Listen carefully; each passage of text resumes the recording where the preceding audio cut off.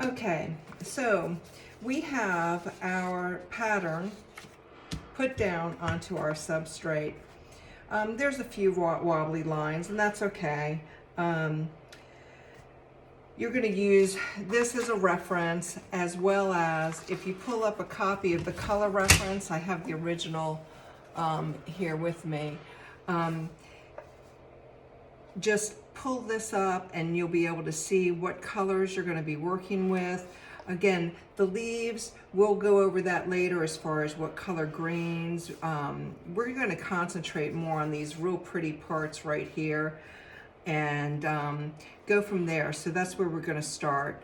Where I usually start is a place of prominence.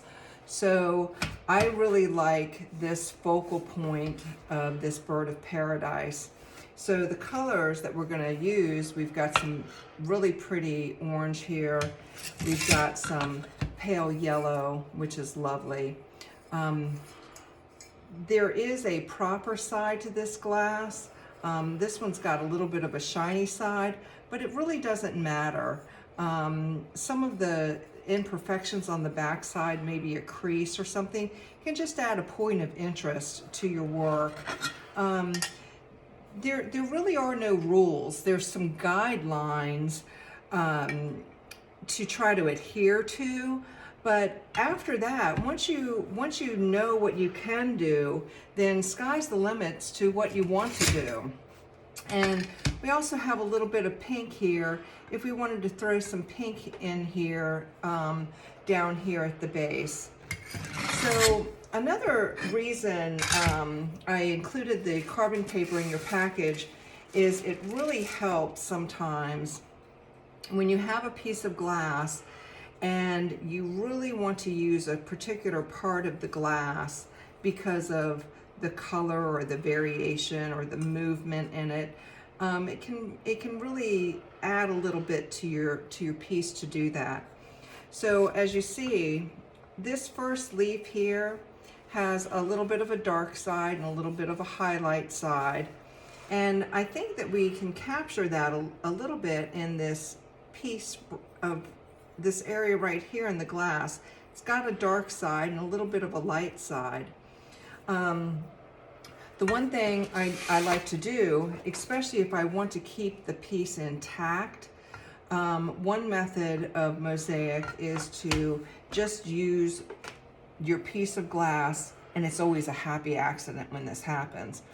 When the piece of glass can encompass the entire piece of where you want to put it, and you don't have to break it up. Sometimes you want to break these up into smaller pieces, but when you can have a nice big piece, sometimes it's just nice to just use that big piece as it is. So I'm going to start with this leaf, this part of the bird of paradise right here. Now you can feel the glass edge when you put your paper over top of it. You want to kind of hug this line, or let the previous cut be a guideline for your next cut. You'll see that as I continue. But I wanted this dark piece here with a little bit of the light piece.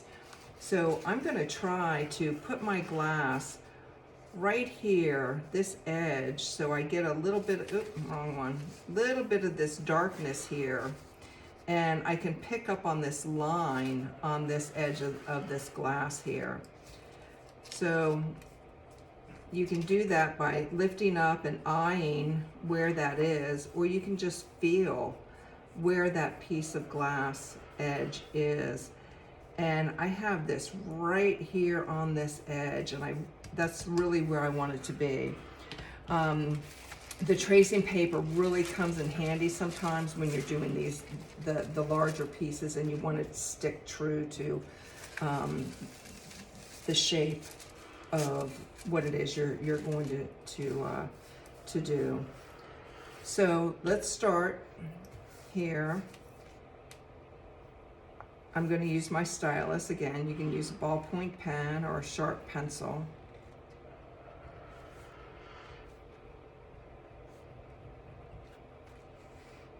we're gonna pick up right where the edge leaves off. We're gonna try to get some pinks going on in here.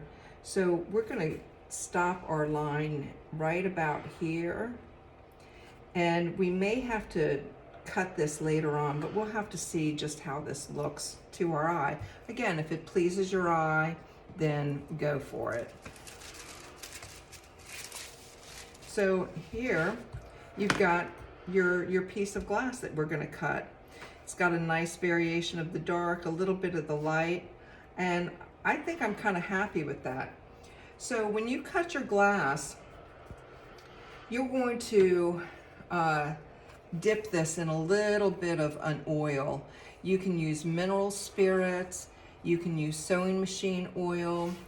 This one's kind of old, but what I've taken is one of these little makeup pads, and I've just put it in the bottom of this container, and I've put a little bit of oil in here, and this has been lasting me a year, maybe 2 years even. That's why it's so dirty inside. But when you cut a piece of glass, you're gonna wanna dip it in the oil. It helps create a trench inside that oil is going to stay in, and when you snap your glass with your running pliers, it's like a river, and it just helps guide where that glass is going to snap after you've scored it. You might want to do this on a little piece of, practice piece, and that's okay. I'm just going to start because I've been doing it for a while. Now you want to hold your glass cutters parallel, and I push. Some people pull, but I find I have a little bit more control.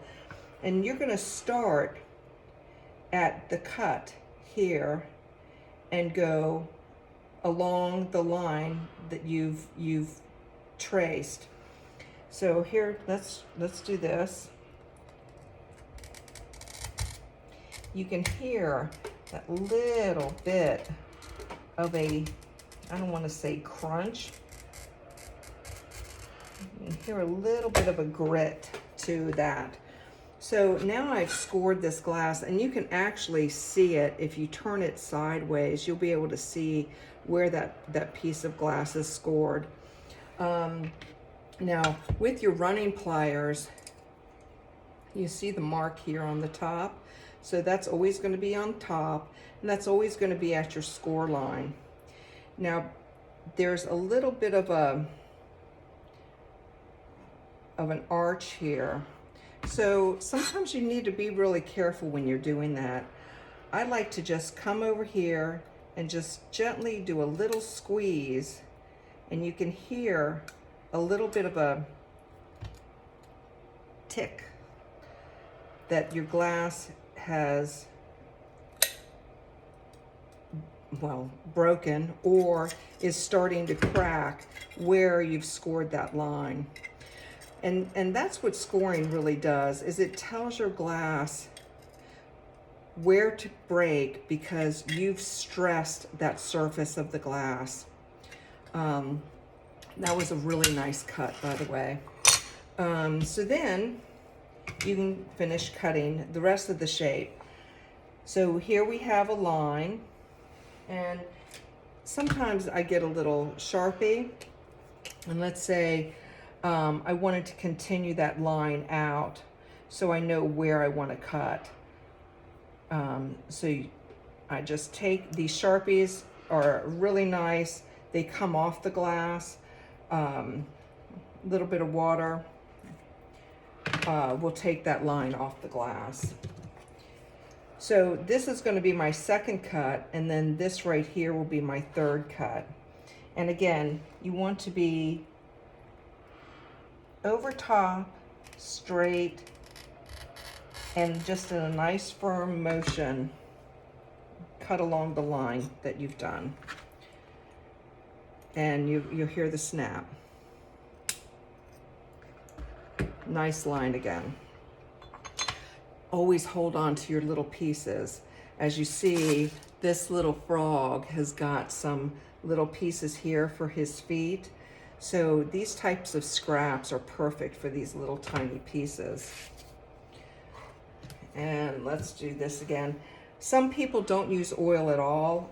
I tend to get a better line when I do use the oil. Stand over top.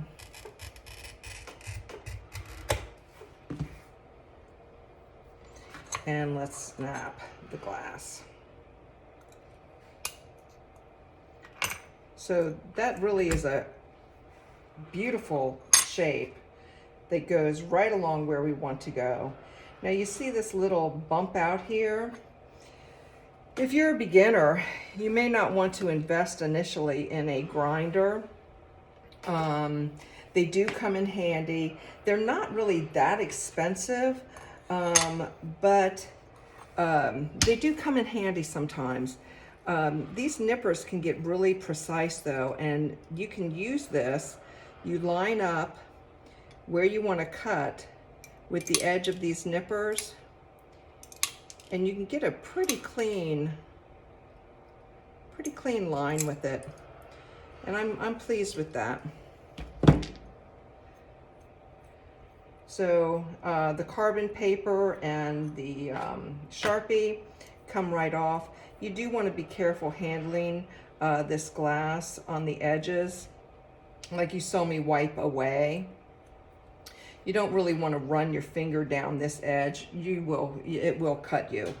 After you have worked with glass for a while, you kind of get a feel for how to handle it without cutting yourself all the time. It still happens though. Usually, you know, it's like a little paper cut or, you know, a little poke. But that's okay. You move on. You put a Band-Aid on it and you move on. So next we're going to do these pieces. Now we're working on with a limited piece of glass here. So you might want to map these pieces out on here prior to cutting to make sure it's going to work. I'm going to go ahead and stop the video and I'll do that. And I'll show you what I've come up with after I'm done.